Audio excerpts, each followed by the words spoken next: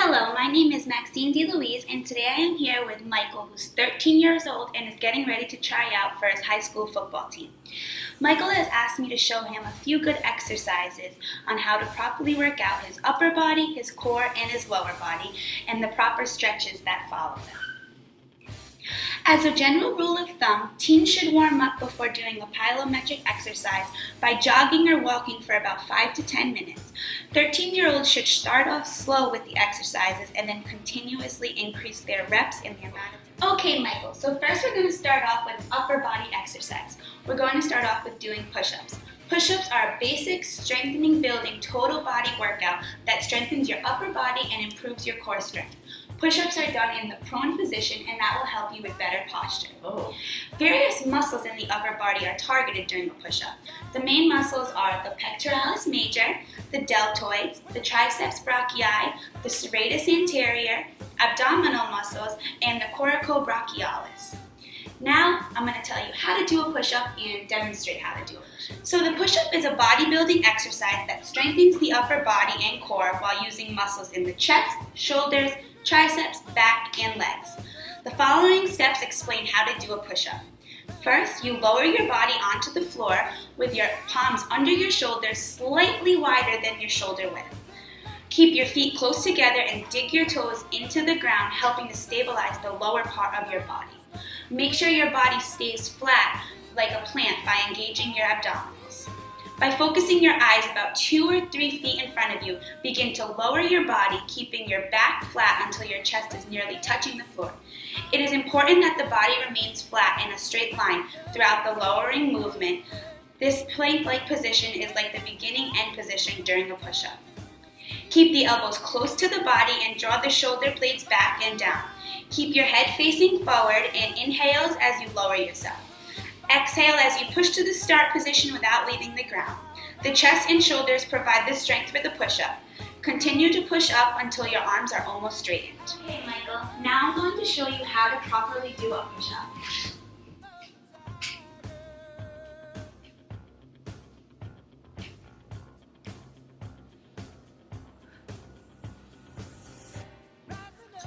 Okay, Michael, so now I'm going to demonstrate how to do the push-up again while highlighting the key factors on the most important things to focus on to properly perform this exercise. So I'm going to make sure that my hands are slightly more than shoulder width apart while my feet are digging into the ground. My back is completely straight and I am exhaling on the up and inhaling on the down.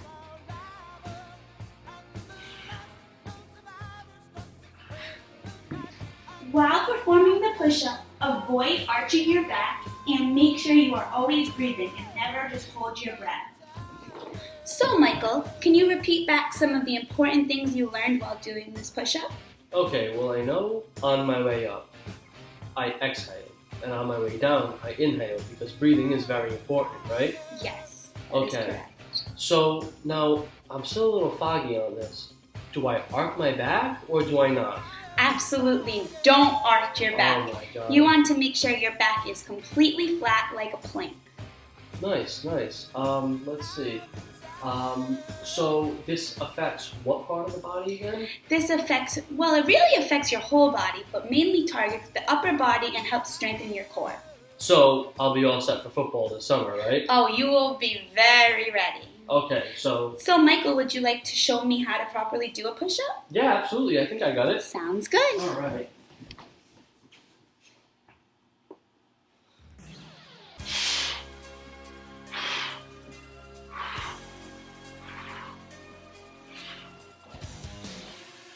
How's that? Wow, great job, Michael. Your back was completely straight the whole time. You were definitely properly breathing. I could hear you inhaling, exhaling at the proper time, and your hands were the perfect amount apart from your shoulders.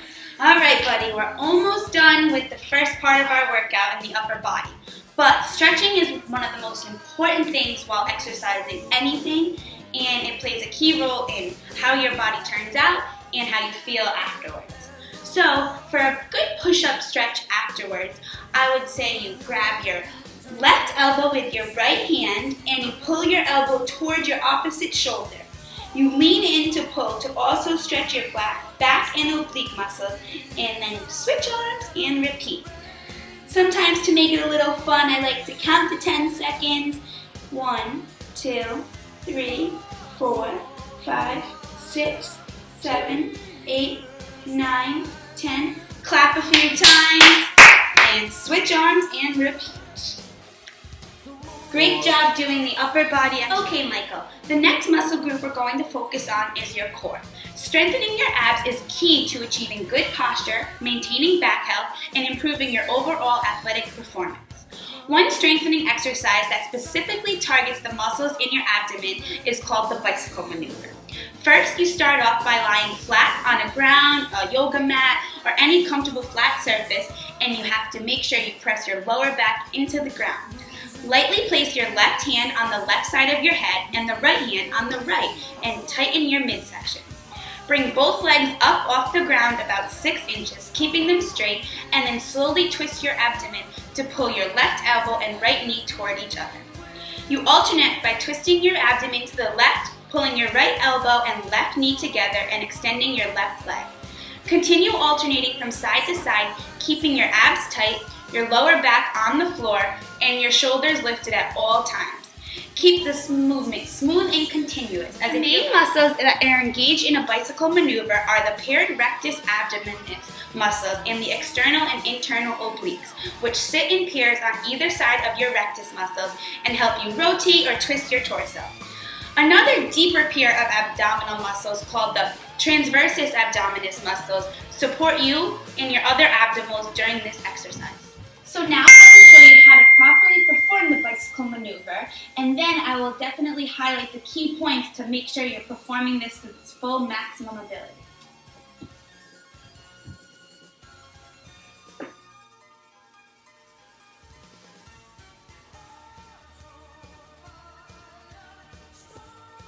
Now I am making sure that my legs are elevated off the ground and my shoulders are not touching the ground. My left hand and my right hand are slightly touching my head, and I am alternating between arms and legs. And make sure that your core is always tight during this. So, Mike, what are some of the main things you need to focus on while performing the bicycle maneuver? Well, I know that first off, you have to keep your back flat on the ground. Correct. You have to alternate between your left and right arm with the corresponding knee, which is usually the opposite. Good job. I didn't hear you mention this earlier, but I'm sure this is a rule of thumb. You do have to breathe while doing the exercise, correct? Correct. You have to make sure you inhale and exhale just as you would any exercise.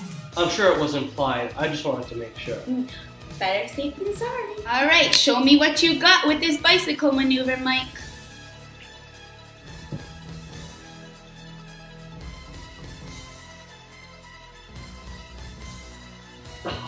Oh. Okay, so you did a pretty good job with alternating, but I would make sure that your back is a little bit more on the ground. Would you like to give it another try? I think I'll give it another go.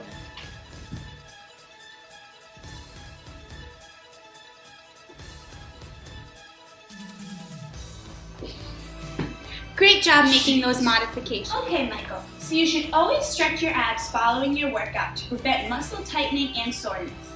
A good stretch I like to do for my abs goes like this. You roll over onto your stomach and place the palms of your hands on the floor near your shoulders. You push in the floor with your hands, straightening your elbows, and you raise your shoulders, chest, and middle torso off the floor. Keep your hips and pelvis pressed into the floor. When you feel a light to moderate stretch in your abdominal area, hold the position for up to 30 seconds, and I like to relax for a couple seconds and then repeat it up to 4 times. Would you like to stretch? Yeah, I think I need to stretch after that workout. We'll do it together. Okay. So make sure your hips and pelvis are into the ground. You can start low and completely straighten your elbows out.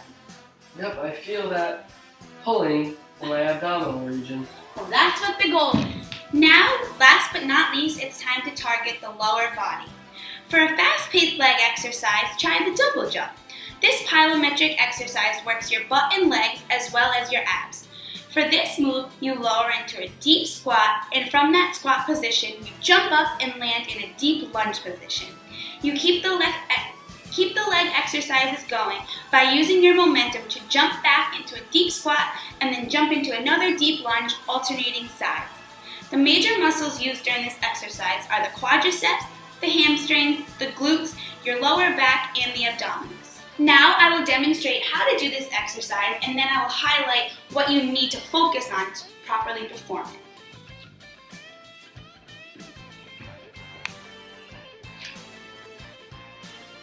So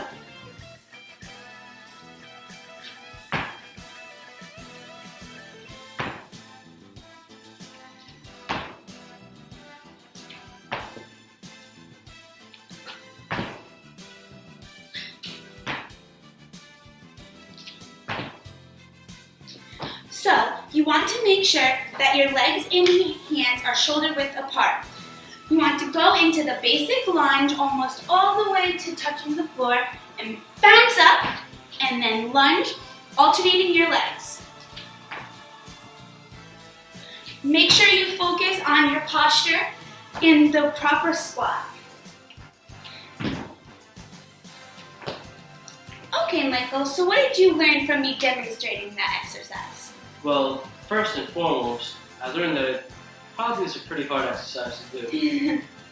Other than that, I know for the squats, you have to go all the way down and maintain your breathing, and you have to use the momentum of the squats to basically break into the lunge. And that is correct. The momentum will really help you from transitioning from the squat position to the lunge. Alright, sounds good. Do you want me to give it a go? Or? Yeah, let's see what you got. Alright. I can't make any promises though, but I'm going to give it the best try I can. Alright. Great momentum on that jump.